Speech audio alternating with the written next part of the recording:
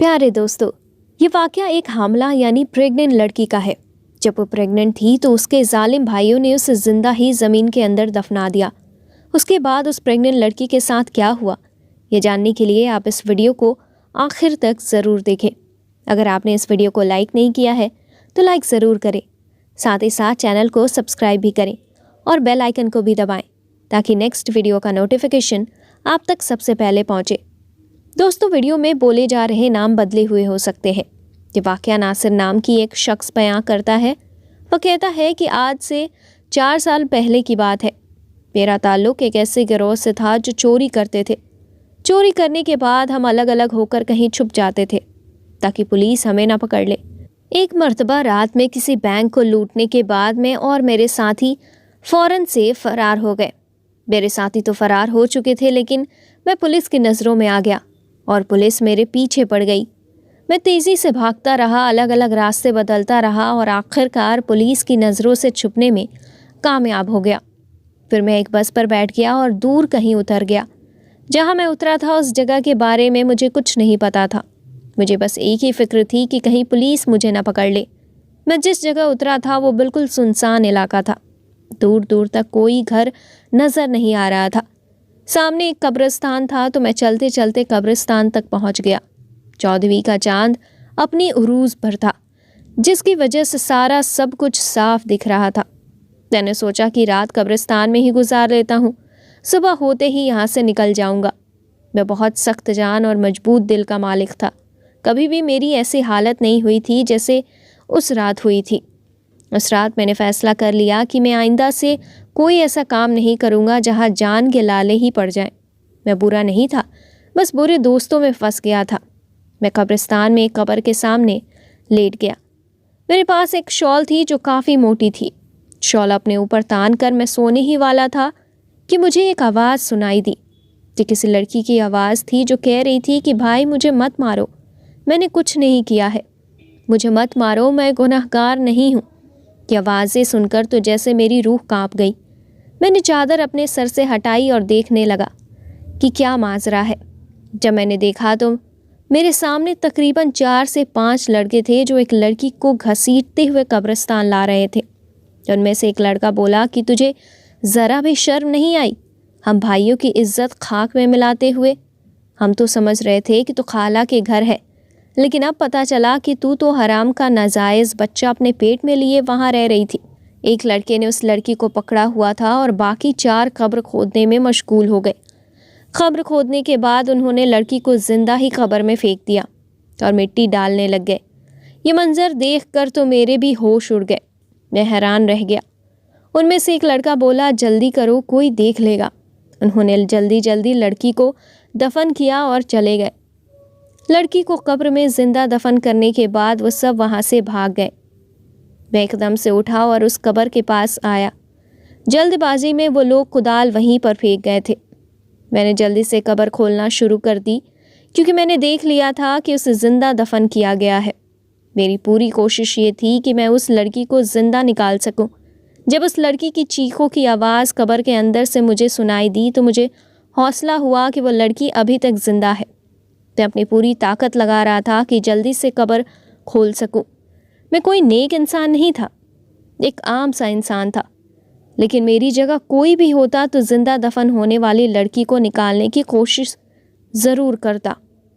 मेरे ख्याल से कोई भी इतना बेज़मीर नहीं हो सकता जितना उसके भाई थे। किसी को ज़िंदा दफन करना कहाँ की इंसानियत थी। मैं कब्र खोल रहा था और मैंने कब्र में एक सुराख भी कर दिया था ताकि लड़की तक ऑक्सीजन पहुँचता रहे। लेकिन अचानक ही उस लड़की की चीखें बुलंद हुई तो मेरी जान निकल गई। मुझे लगा कि वो मर गई। मैंने उसकी आवाज़ सुनने की कोशिश की, मेरा पूरा जिस्म कांप रहा था।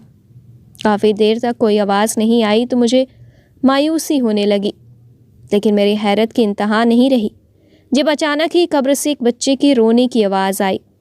मैं परेशान हो गया कि बच्चे की आवाज़ कहाँ से आ रही है और कैसे आ रही है। कब्र के अंदर तो लड़की थी, तो फिर ये बच्चा कहाँ से आया। मैं डरने वालों में से नहीं था, लेकिन उस वक्त मैं बहुत ज़्यादा ही डर गया था। अब मुझे लड़की के कराहने की आवाज़ भी सुनाई दे रही थी, यानी लड़की ज़िंदा थी। मैं खौफ ज़दा तो बहुत था, लेकिन जो भी था मुझे कब्र खोदनी थी اور لڑکی کو باہر نکالنا تھا۔ میں نے ایک بار پھر سے اپنے اندر ہمت جمع کی، لیکن جیسے ہی خبر مکمل طور پر کھلی تو مجھے ایسا لگا کہ جیسے میرے پیروں تلے سے زمین سرک گئی ہو، کیونکہ قبر میں ایک پیدا ہوا بچہ پڑا تھا اور وہ لڑکی نڈھال سی قبر میں پڑی تھی۔ مجھے سمجھنے میں ایک لمحہ بھی نہیں لگا کہ وہ لڑکی حمل سے تھی اور اس نے قبر میں بچے کو جنم دیا تھا۔ میں نے ہمت کر کے اس لڑکی کو اور اس کے بچے کو قبر سے نکالا۔ میری جو شال تھی اسے میں نے اس لڑکی کا جسم ڈھانپ دیا۔ لڑکی کی حالت غیر تھی اور وہ تکلیف میں تھی اور وہ بچہ مسلسل روئے جا رہا تھا۔ میری سمجھ میں کچھ نہیں آ رہا تھا کہ میں کیا کروں کہ اچانک ہائی وے پر مجھے ایک وین آتی دکھائی دی۔ میں اس بچے اور ماں کو چھوڑ کر جلدی سے ہائی وے کی طرف دوڑا۔ میں نے وین کو روکنے کا اشارہ کیا، پتہ نہیں کیسے، لیکن اتنی رات میں بھی وہ لوگ رک گئے، لیکن وہ خوف زدہ تھے۔ میں نے انہیں کہا کہ میری بیوی اور میں قبرستان سے گزر رہے تھے کہ اچانک قبرستان میں ہی میری بیوی کو درد شروع ہو گیا اور اس کی ڈیلیوری ہو گئی۔ میں نے ان سے مدد کے لیے کہا، تصدیق کرنے کے لیے۔ وہ لوگ میرے سامنے آئے تو اس لڑکی اور بچے کو دیکھ کر سارا معاملہ سمجھ گئے اور انہیں میری بات پر یقین ہو گیا۔ اس میں سے ایک شخص نے کہا کہ ان تینوں کی مدد کی ضرورت ہے، واقعی یہ لوگ مصیبت میں ہیں۔ وین والوں نے ہماری مدد کی اور اس لڑکی اور بچے کو اسپتال لے گئے۔ بینک سے میں نے جو چوری کی تھی اس کا حصہ اپنے ساتھیوں سے مانگا تو انہوں نے میرا حصہ مجھے دے دیا۔ میں لڑکی کو اس جگہ لے آیا جہاں میں خفیہ طور پر رہا کرتا تھا۔ جب اس لڑکی کی حالت سنبھل گئی تو میں نے اس سے سارا معاملہ پوچھا۔ اس نے اپنی کہانی بتانا شروع کیا اور کہا کہ میرا نام سدرا ہے اور میں ایک نیک لڑکی تھی۔ ایک دن اچانک کالج کے واپس آتے ہوئے ایک لڑکا میرے پیچھے لگ گیا اور اس نے مجھے ایک خط دیا جس میں لکھا تھا کہ وہ مجھ سے محبت کرتا ہے۔ اس کا نمبر بھی نیچے لکھا ہوا تھا۔ پہلے تو میں نے اسے انکار کر دیا، لیکن پتہ نہیں کیوں شیطان نے مجھے شاید برگلا دیا تھا اور ایک کمزور لمحے کی ضد میں آ کر میں نے اس کے موبائل میں کال کی اور یوں ہمارا رابطہ ہو گیا۔ پھر بات ملاقاتوں تک پہنچ گئی۔ میرے 4 بھائی تھے۔ جب وہ کام سے باہر جاتے تو میں اسے گھر بلا لیا کرتی تھی۔ گھر پر کوئی نہیں ہوتا تھا۔ شیطان کے بہکاوے میں آ کر ہم نے وہ گناہ بھی کر دیا جو ہمیں کرنا بھی نہیں چاہیے تھا اور جس کی سزا اب میں بھگت رہی ہوں۔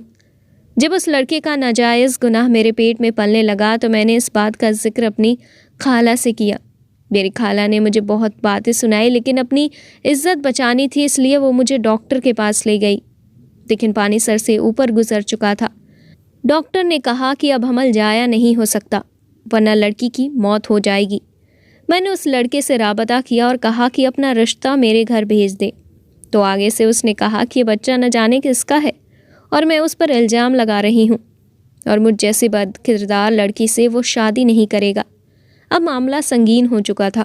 میری خالہ نے کہا کہ اگر تمہارے بھائیوں کا اس بات کا پتہ چل گیا تو تم جان سے جاؤ گی۔ خالہ نے میرے بھائیوں کو میری بیماری کی جھوٹی کہانی سنائی اور کہا کہ وہ مجھے اپنے ساتھ لے جا رہی ہے۔ میرے بھائیوں نے کہا کہ ہمارا کھانا وغیرہ بناتی ہے، ہم کیسے اس کے بغیر گزارا کریں گے؟ ہم دن کو کام پر جاتے ہیں، پیچھے یہ گھر سنبھالتی ہے۔ خالہ نے کہا کہ یہ بیمار ہے، تم لوگ شادی کر لو اگر کام والی ہی چاہیے تو۔ نہ جانے میری خالہ نے کیسے میرے بھائیوں کو راضی کیا اور مجھے اپنے گھر لے کر آ گئی۔ خالہ کے گھر میں ان کی بیٹی اور بیٹا رہتا تھا۔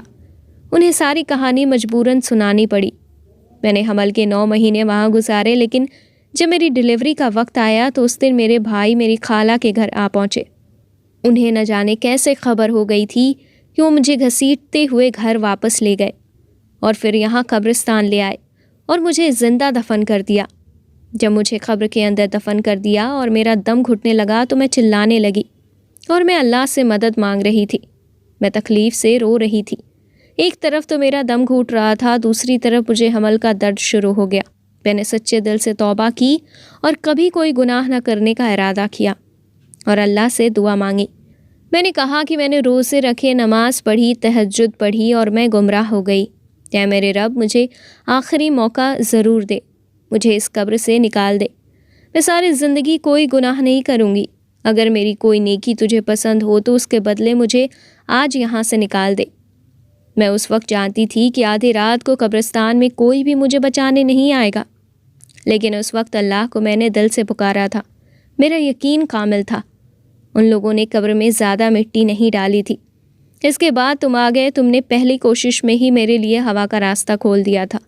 ایک پل کو مجھے لگا کہ میرے بھائی واپس آ گئے مجھے نکالنے کے لیے، کیونکہ ان کے سوا قبرستان میں اس وقت کوئی بھی نہیں تھا. لیکن پھر میرا دماغ کام کرنا چھوڑ گیا، کیونکہ بچے کی پیدائش کا وقت آ گیا تھا. کتنی عجیب بات ہے کہ میں سوچ کر حیران ہوں کہ میرا بچہ کیسا بچہ ہے جس نے اپنی پہلی سانس قبر کے اندر لی. لوگ دنیا میں آتے ہیں اور اپنی آخری سانسوں کو پورا کرنے کے بعد قبر میں جاتے ہیں، لیکن اس انوکھے بچے کی زندگی کی شروعات ہی انوکھی تھی، جس نے زندگی کی پہلی سانس ہی قبر کے اندر لی تھی. میں نے اللہ سے وعدہ کیا تھا کہ میں کوئی گناہ نہیں کروں گی اور اپنے تمام گناہوں کی معافی مانگتی ہوں. ہم اپنے رب کو بھلا دیتے ہیں، گناہوں میں لگ جاتے ہیں، لیکن وہ ہمیں نہیں بھولتا. میں تہجد گزار لڑکی تھی، خدا کی عبادت کیا کرتی تھی، لیکن میں بہک گئی اور اپنے رب کو بھول بیٹھی تھی. لیکن دیکھو تو صحیح، اللہ نے کس طریقے سے میری مدد کی، اور آج میں سوچ رہی ہوں کہ کیسے میں نے اپنے اتنے مہربان رب کی نافرمانی کی تھی، اس شخص کے خاطر جو بدکار کا الزام لگا کر مجھے بیچ راہ میں چھوڑ کر چلا گیا. ناصر کہتا ہے کہ سدرا اپنی کہانی سنا کر پھوٹ پھوٹ کر رونے لگی، تو میں بھی سوچ میں پڑ گیا کہ یہ تمام واقعہ میرے لیے بھی بہت ہی عبرتناک تھا. میں بھی اس واقعہ کا حصہ تھا. اسی وقت میں نے بھی گناہوں سے توبہ کر لی اور سدرا سے شادی کا فیصلہ کر لیا. سدرا سے شادی کا فیصلہ صرف میں نے اپنے اللہ کو راضی کرنے کے لیے کیا تھا، تاکہ اللہ میرے گناہوں کو معاف کر دے. آج میں علم رکھنے والا بندہ ہوں. میں نے اسلام کے بارے میں بہت کچھ جانا ہے، اور میری بیوی عورتوں کو درس دیتی ہے، اور ہم خوشحال زندگی گزار رہے ہیں. آج محسوس ہوتا ہے کہ زندگی میں ہر طرف نور ہی نور آ گیا ہے. تو دوستو، کیسا لگا آپ کو یہ واقعہ؟ اگر آپ کو یہ ویڈیو پسند آئی تو لائک ضرور کیجیے گا، ساتھ ہی ساتھ چینل کو سبسکرائب بھی کیجیے گا اور بیل آئیکن کے بٹن کو بھی دبائیے گا. ہم ملتے ہیں نیکسٹ ویڈیو میں نئے واقعے کے ساتھ. تب تک کے لیے شکریہ.